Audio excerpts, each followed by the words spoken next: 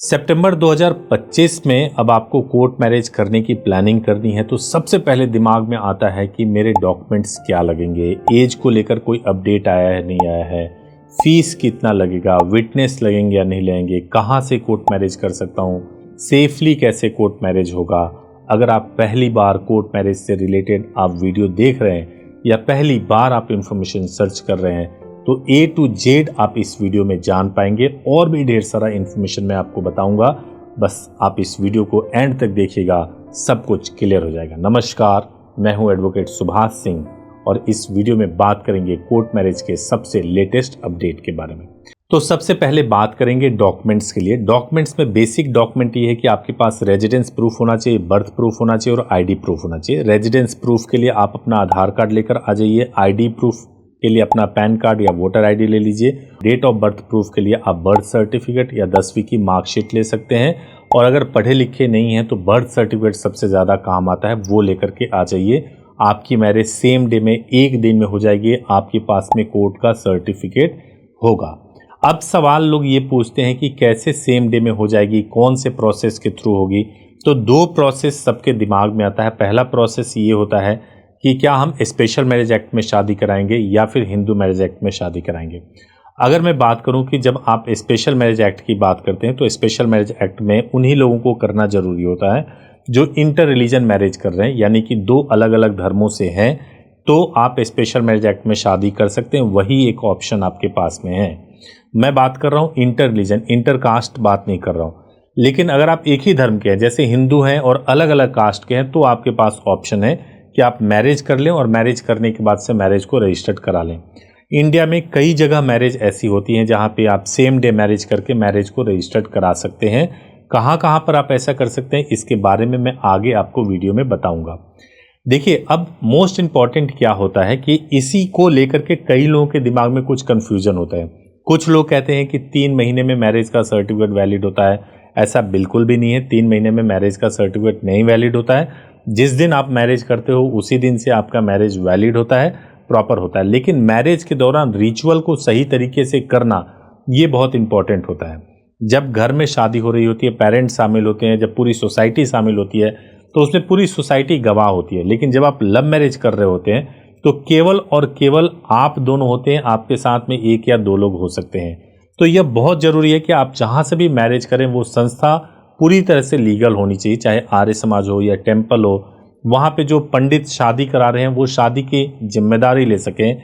कल को अगर कोर्ट में आना हो तो कोर्ट में वो जा सकें और आपके शादी की पूरी रिकॉर्ड मेंटेन करें, डिक्लेरेशन एफिडेविट वगैरह बनाएं, जिससे कि कल को आप दोनों में कोई विवाद हो जाए या बहुत प्रेशर डाल दिया जाए तो आप लोग भी अगर अपने मन अलग अलग बना लो या ये बोलने लगो कि शादी नहीं हुई थी, तो पंडित जी आकर बता सकें कि नहीं जी शादी तो हुई थी, गवाह बता सकें कि शादी तो हुई थी। तो मैंने आपको डॉक्यूमेंट्स बता दिया, प्रोसेस भी बता दिया कि अगर आप इंटर कास्ट मैरिज करना है, सेम रिलीजन में अगर आपको शादी करना है तो मैरिज करके मैरिज रजिस्ट्रेशन करा लीजिए, सबसे अच्छे तरीके से करा सकते हैं। अब सबसे बड़ा सवाल ये है सितंबर 2025 में कि कहाँ से करें।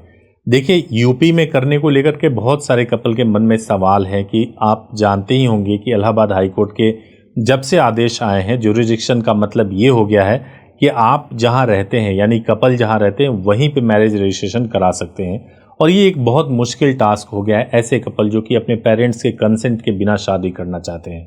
तो ऐसे में आपके लिए जो सबसे सेफ जगह है वो दिल्ली में है। दिल्ली में आप सेम डे मैरिज कर सकते हैं और मैरिज रजिस्ट्रेशन आप नेक्स्ट डे कर सकते हैं। अगर आप जयपुर में करेंगे तो जयपुर में आप सेम डे मैरिज करके सेम डे रजिस्ट्रेशन करा सकते हैं, सेम डे आपको सर्टिफिकेट मिल जाएगा। अहमदाबाद में करेंगे तो आप वहां पर भी आप सेम डे मैरिज करके आप नेक्स्ट डे सर्टिफिकेट ले सकते हैं।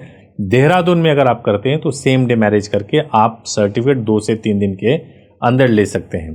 तो ये वो प्लेस है जहां मैं बता रहा हूं कि आप इंडिया में कहीं के भी रहने वाले क्यों ना हो, आप इन प्लेसेस पे अगर आप शादी करेंगे तो आप आकर के बिना एड्रेस चेंज हुए, अगर आप बिहार के रहने वाले हैं तो आपके मैरिज सर्टिफिकेट पे बिहार का ही एड्रेस आएगा और आप बिना एड्रेस चेंज किए हुए आप इन जगहों से शादी कर भी सकते हैं और रजिस्ट्रेशन भी करा सकते हैं। प्लेस ऑफ मैरिज के बेसिस पे आपका रजिस्ट्रेशन हो जाएगा।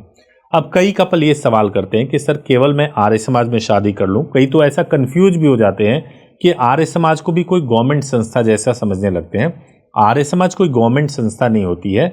आर्य समाज केवल एक रिचुअल परफॉर्म कराती है, जैसे बाकी अन्य पंडित अपनी जगह पे रिचुअल परफॉर्म कराते होंगे, वैसे ही आर्य समाज रिचुअल परफॉर्म कराती है। तो केवल रिचुअल परफॉर्म करके अगर आप मैरिज करोगे तो लव मैरिज के केस में बहुत स्ट्रांग नहीं होता है। इसके लिए ज़रूरी होता है कि मैरिज रजिस्ट्रेशन भी जरूर कराया जाए। अगर आप वास्तव में अपने प्यार के लिए, अपनी शादी के लिए सीरियस हैं तो मैरिज के बाद से रजिस्ट्रेशन जरूर करवा लीजिए, बहुत इम्पॉर्टेंट होता है। मैंने आपको कुछ प्लेसेस बताए हैं, इसके अलावा भी कुछ प्लेसेस हैं, जैसे आप बेंगलोर में कर सकते हैं, लेकिन बेंगलोर का आधार कार्ड आपके पास होना चाहिए। आप पटना से भी कर सकते हैं, पटना में आप मैरिज कर लीजिए। मैरिज के बाद से रजिस्ट्रेशन कराने में वहाँ पर 30 दिन का समय लगता है, क्योंकि पटना में मैरिज रजिस्ट्रेशन हमेशा स्पेशल मैरिज एक्ट में ही होता है, कोई और प्रोविज़न नहीं है वहाँ पे मैरिज रजिस्ट्रेशन कराने के लिए। तो ये आप अपने दिमाग में रखिए। और भी कई सारे प्लेसेस है, जैसे रांची है, उड़ीसा है, मुंबई है, पुणे है और भोपाल है, हैदराबाद है। ये ऐसे प्लेसेस हैं कि यहाँ पर भी आप मैरिजेस परफॉर्म करा सकते हैं। लेकिन इसके बारे में ज़्यादा जानकारी अगर आपको चाहिए तो आपको हमारे हेल्पलाइन नंबर 8800445555 पर कॉल करना होगा। सुबह 9 बजे से लेकर शाम को 8 बजे तक बात कर सकते हैं और पूरी इंक्वायरी कर सकते हैं। अब मैं बात करूंगा आपके कुछ FAQs को लेकर के, और वो FAQs ये होता है कि भाई अगर मैं कोर्ट मैरिज करने जाऊंगा तो मेरे पेरेंट्स के साथ क्या होगा, कहीं ऐसा तो नहीं लड़की के घर वाले आएंगे और मार पिटाई करेंगे, या हमारी सेफ्टी के लिए क्या होगा। तो सेफ्टी के बारे में मैं बताऊं कि इंटीमेशन लेटर और न्यूज़पेपर पब्लिकेशन, ये 2 ऐसे स्टेप्स होते हैं जिससे आपको पूरी सेफ्टी मिलती है। इसके बारे में कई वीडियो है, या हेल्पलाइन नंबर पे कॉल कर लीजिए, वहाँ से आपको प्रॉपर गाइड मिल सकता है। और इसके अलावा भी अगर आप चाहेंगे तो आप हाई कोर्ट से जाकर के आप प्रोटेक्शन ले सकते हैं। और अगर कानूनी रूप से सही तरीके से अगर आपने शादी किया है तो कोई समस्या नहीं होती है, सब कुछ ओके होता है।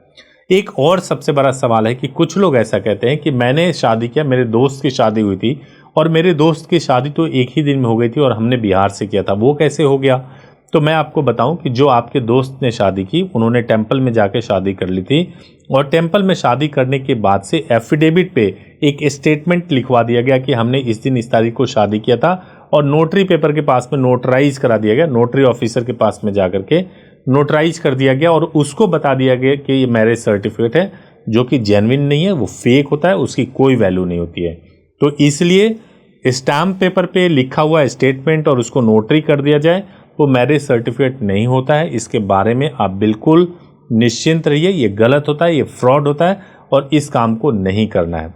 एक और जो सबसे बड़ा सवाल होता है कि कुछ लोग आजकल देखेंगे कि वीडियोस बनाते हैं और वो बताते हैं कि बहुत कम पैसे में 200-400 रुपये में भी कोर्ट मैरिज हो जाता है। देखिए 200-400 रुपये में कोर्ट मैरिज, अगर आप स्पेशल मैरिज एक्ट में शादी करने के लिए जाते हैं तो हो सकता है कि आप कोर्ट के फीस को, ये प्लेस टू प्लेस डिफ़र करता है, लेकिन कुछ प्लेसेस पे स्पेशल मैरिज एक्ट में शादी करने की जो फीस होती है वो 200 रुपये ही होती है। लेकिन 200 रुपये तो केवल कहने की, वो सरकारी फीस होती है, लेकिन इसके अलावा कई डॉक्यूमेंट्स बनते हैं जिसको बनवाना पड़ता है, और जब आप अप्लाई करते हो तो कई तरह की मुश्किलें भी आती है और बहुत ज़्यादा प्रोटेक्शन को लेकर के इश्यूज़ होता है। ऐसे फैमिलीज़ जिसमें पेरेंट्स एग्री हैं, पेरेंट्स में से उन्हीं फैमिली में से कोई एडवोकेट है, वो लोग किसी एडवोकेट को हायर नहीं करते हैं और केवल गवर्नमेंट की फ़ीस दे करके स्पेशल मैरिज एक्ट में शादी कर लेते हैं। लेकिन ज़्यादातर लोग इसके बारे में अफवाहें उड़ाते हैं और ज़्यादातर लोग कम फीस के नाम पर बुला करके आपके साथ में चिटिंग या फ्रॉड करने की कोशिश करते हैं। आपको ऐसे लोगों से बचना चाहिए। एक और इम्पॉर्टेंट ये है कि मैं ये कैसे जानूं, कैसे ये समझूं कि मैं जहाँ पे जा रहा हूँ कोर्ट मैरिज करने के लिए वो बिल्कुल ट्रस्टवर्दी है, मैं विश्वास कर सकता हूँ और वहाँ पे जाना सही रहेगा। अगर आप कहीं पर भी कोर्ट मैरिज करने के लिए जा रहे हैं और आपको जानना है कि ट्रस्ट फैक्टर क्या है, तो आप गूगल पे सर्च कीजिए, गूगल पे रिव्यू देखिए। गूगल रिव्यू को कोई मैनिपुलेट नहीं कर सकता, तो गूगल रिव्यू देखिए। जैसे लीड इंडिया लॉ आप गूगल में टाइप करेंगे तो हमारा रिव्यू आपको दिख जाएगा। आप यूट्यूब पे हैं तो यूट्यूब पे कितने फॉलोअर्स हैं, कितने सब्सक्राइबर हैं, इसको भी देखिए।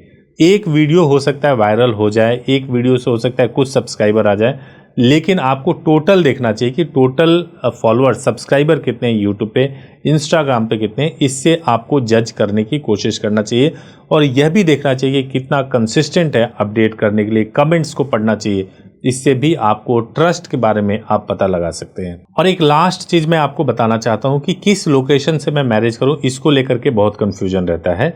मेरी पार्टनर घर से निकल नहीं सकती, मैं कहीं और जा नहीं सकता, तो सबसे जरूरी इसमें ये होता है सेफली मैरिज करना और ऐसे मैरिज करना जिससे कि आपको पकड़ा ना जा सके बीच रास्ते से। दूसरा कि मैरिज प्रॉपर हो जाए, डॉक्यूमेंट्स आपको प्रॉपर मिल जाए।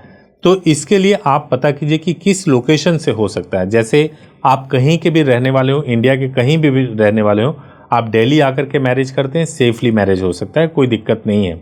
अगर आपकी मजबूरी है कि आप अपनी जगह पे ही करना है तो आपको एक प्रॉपर लीगल एडवाइस लेना चाहिए, हमारी टीम को कॉल करना चाहिए और कॉल करके वहां के बारे में प्रोसेस को जानना चाहिए। अगर आप पता नहीं लगा पा रहे हैं तो आप हमारी टीम को कॉल कर सकते हैं और लीगल एडवाइस बुक करके आप अपने प्लेस से भी कोर्ट मैरिज करने के प्रोसेस के बारे में बात कर सकते हैं, जान सकते हैं। तो उम्मीद है कि सितंबर 2025 के कोर्ट मैरिज अपडेट से आपको पूरी क्लैरिटी मिली होगी।